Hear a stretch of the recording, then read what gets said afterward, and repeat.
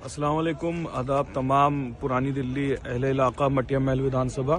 अल्हम्दुलिल्लाह हमने टोटल 85,000 जो वोट पड़ा था हमारी मटिया महल विधानसभा में, उसमें 70% वोट अल्हम्दुलिल्लाह पूरी विधानसभा ने लिया है, हम लोगों ने लिया है और तकरीबन हम 44,000 वोटों से अल्हम्दुलिल्लाह भी जीते हैं। और अस्सलाम वालेकुम सामीन, 9 शाबान मुअज़्ज़म और 8 फरवरी है। ख़बर का उन्वान है दिल्ली चुनाव में कितने मुस्लिम एमएलए बने हैं।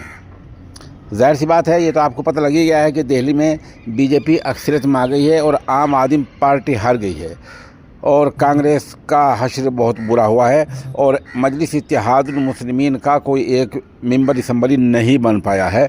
अलबत्ता फिर भी ये सवाल बाकी है कि दिल्ली में कितने मुस्लिम मेंबरान बने हैं, कितने एमएलए जीते हैं।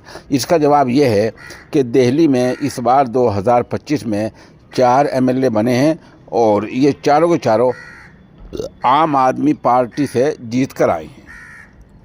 खबर थोड़ी तफसील सुनिए। 2025 के दिल्ली असम्बली चुनाव में मुस्लिम एमएलओ ने जीत दर्ज कराई है।